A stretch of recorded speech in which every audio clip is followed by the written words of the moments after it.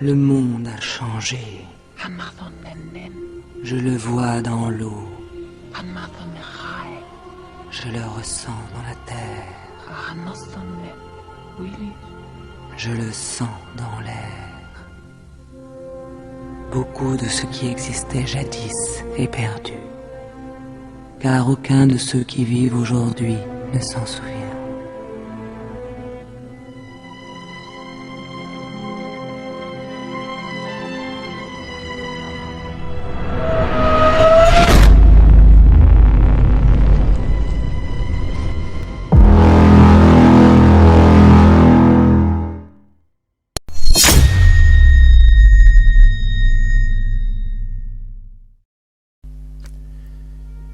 Chers amis, bonjour. Aujourd'hui, je souhaiterais vous parler de la série d'ouvrages pour enfants Harry Potter et du danger qu'il présente pour vos enfants. Harry Potter est une série de livres absolument dangereuse pour au moins 9 raisons. Je vais essayer d'être assez synthétique. Première raison, on s'aperçoit que dans ces livres, les termes appelant à des pratiques occultes, qui sont autant de péchés mortels, sont tout à fait banalisés. On les utilise à tort et à travers, comme s'il ne s'agissait de rien de bien grave. Il y a là-dedans beaucoup de désinvolture. Par exemple, les termes sorcellerie, sorcier, lancer des sorts, communiquer avec les morts, oui, je parle bien de nécromancie. Or, l'Église catholique nous dit clairement que ce sont des péchés mortels et qui ne doivent pas être présentés comme s'il était permis d'essayer. Les enfants n'ont pas la même capacité critique que les adultes.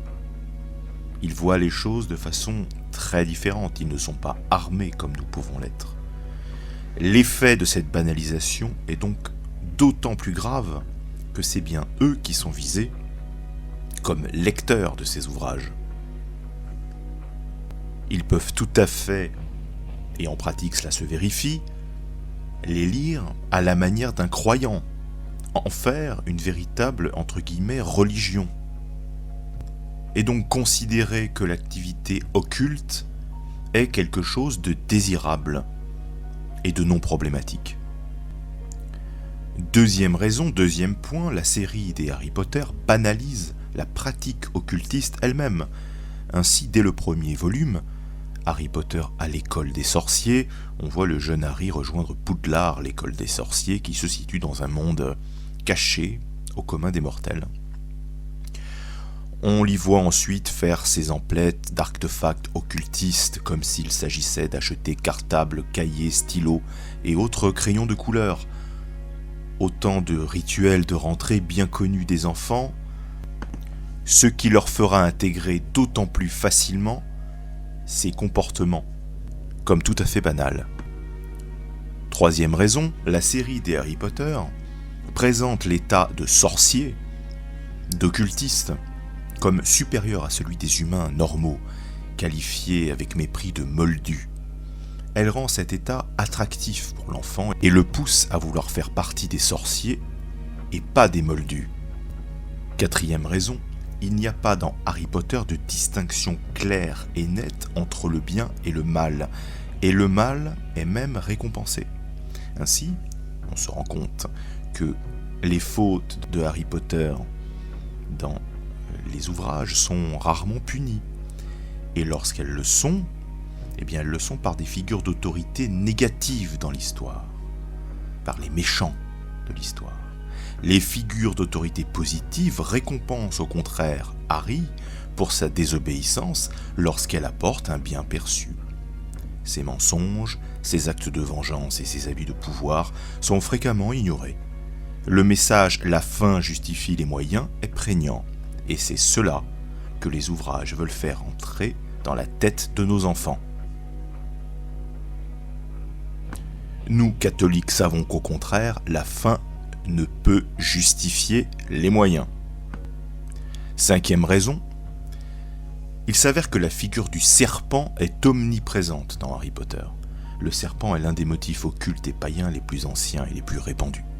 Le serpent satanique du Jardin d'Éden trouve son expression dans la plupart des systèmes païens en tant que dieu serpent. De Seth, le dieu serpent égyptien, au cobra sacré associé à la fois à Vishnu et Shiva. Harry parle la langue des serpents qui s'appelle fourche-langue. Langue de Voldemort par ailleurs. D'autre part, dès les premières pages du livre 1, quand le jeune Harry, toujours inconscient de ses dons magiques, a une conversation avec un boa constrictor dans un zoo. Après que le serpent a communiqué le désir d'échapper à son confinement, Harry vaporise involontairement l'enceinte de verre et le reptile s'échappe. Par ailleurs, dans le livre 2, Harry découvre que la menace secrète qui attaque les étudiants de Poudlard est un basilic, en l'espèce un serpent géant dont le regard tue. Tandis que dans le livre 4, nous rencontrons un familier de Voldemort, Nagini, un serpent qui se nourrit des victimes de Voldemort. Sixième raison, sixième point, Harry Potter banalise insensiblement l'avortement aux yeux des enfants. En effet, on peut parler d'une scène où, dans une classe, les élèves sorciers apprennent à découper des racines de mandragore qui sont représentées comme des sortes de bébés humains vivants et sont utilisés sans aucune pitié dans le cadre de l'élaboration de potions. Et bien voilà de quoi désensibiliser nos enfants à l'horreur de l'avortement.